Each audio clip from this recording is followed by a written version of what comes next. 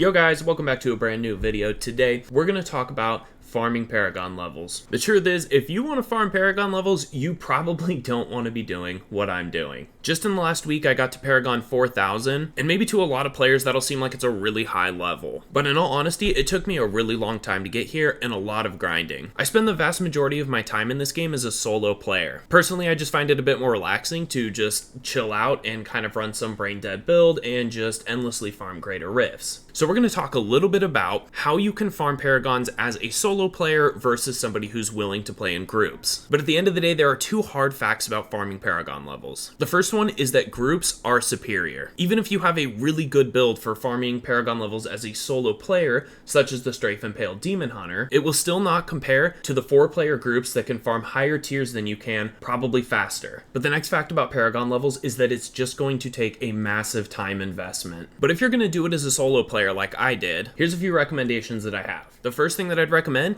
is taking advantage of the pools of reflection. If you look down at my experience bar, you can see that the pool will give us a 25% experience boost. This experience is going to apply to both killing monsters and to completing quests or completing a greater rift and actually closing it at the end. In my opinion, it is not really worth your time to go looking for pools of reflection until you're maybe Paragon 2500 or maybe even a little higher than that. The reason that I'd recommend a higher Paragon level before you go looking for pools of reflection is because of the time that you're investing into going to find these pools is time that you're not actually building your Paragon level. You're going to be looking for these pools in Torment 16. Generally speaking, you're going to be wanting to go to the cow level because you're guaranteed to get 2 pools of reflection in there. So while you're doing that, you're not really gaining any Paragon levels. You're looking for a buff that's going to give you a 25% increase to the experience that you get. As a lower Paragon player, you could have probably just got a full Paragon level in the time that it's going to take you to go hunt out a couple of pools. For this reason, the pools of reflection farming is just going to be outweighed by farming greater rifts at a lower Paragon level. However, once you hit a certain point in your high enough Paragon, it's going to take you several runs to actually get the single level. This is why the pools of reflection really come in handy once you get to that higher Paragon level, at least 2500. So as I had noted earlier, one of the best places to farm these pools of reflection is the cow level. So let's quickly go over how you can get a bunch of cow sticks to constantly be opening the portal. The first thing you're going to want to do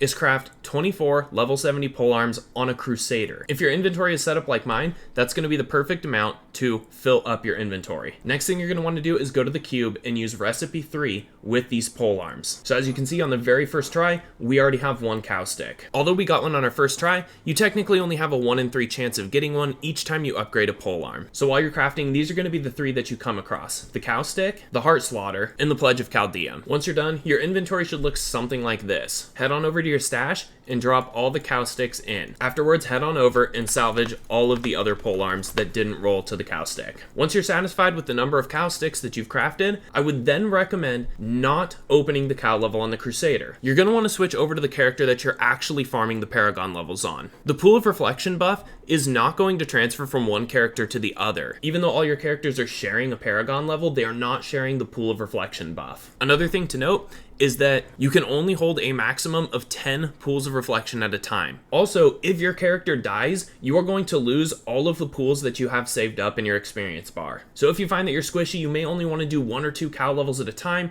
and then go into the greater rifts and use the experience pools. Dying and losing a bunch of pools of reflection feels absolutely terrible. It's a huge waste of materials and time. Whether you're playing solo or in a group, you're going to be wanting to farm these pools of reflection starting around Paragon level 2500 and up. So the next recommendation that I would have is that while you're key farming, you're probably going to run into a decent number of pools in the rifts. I would recommend that once you've got 10 pools, you may want to switch over and actually start doing some greater rifts until you've gained that experience from all of the pools. If you spend hours on end doing nothing but key farming, that's really nice because you're going to get a lot of keys, but at the same time, you're also wasting a lot of pools of reflection. So I would recommend alternating between the two to make sure that you're not wasting that experience bonus. Okay, so let's talk a little bit about group play. I would strongly recommend making a 0 DPS DPS build. If you're new to group play, you may want to start with a 0 DPS Barbarian or Demon Hunter. It's typically pretty easy to find groups as a 0 DPS player. Just make sure before you dive in, you understand what the purpose of your 0 DPS class is within the context of the group. Most 0 DPS builds are there to enhance the damage of other players or to keep them alive. Other roles include grouping enemies and CCing them into place. One of, if not the best way to farm Paragon levels is probably to do rat runs. I'll drop a link down below in the description to a max roll guide that you can read to kind of understand how a rat run works. It also comes with a detailed gearing guide for each class that's going to be playing in the rat run groups. In essence, a rat run comes with 3 roles. You can do 1 or 2 skeletal mage rat necromancers, and then there's generally a 0 DPS necromancer and a 0 DPS barbarian. The purpose of the 0 DPS necromancer is to group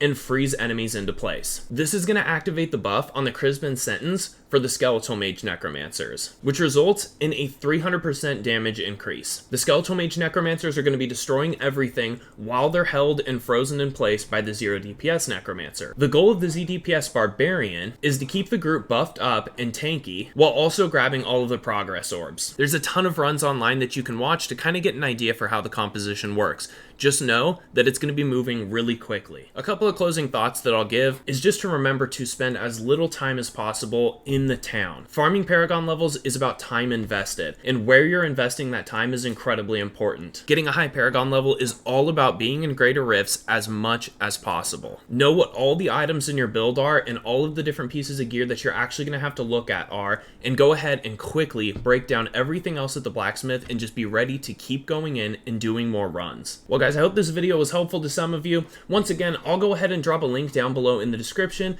so that you can take a look at some of these group meta builds and maybe give them a try. If you want to play like me and you just want to go solo, just remember to spend as much time as you can in greater rifts and try to keep the runs under 3 minutes. Do the highest tier that you possibly can without going over that 3-minute mark. Go ahead and drop a comment down below. Let everybody else know what your favorite tip is for farming Paragon levels. As always guys, I really appreciate you for watching. Take care and we'll catch you on the next one.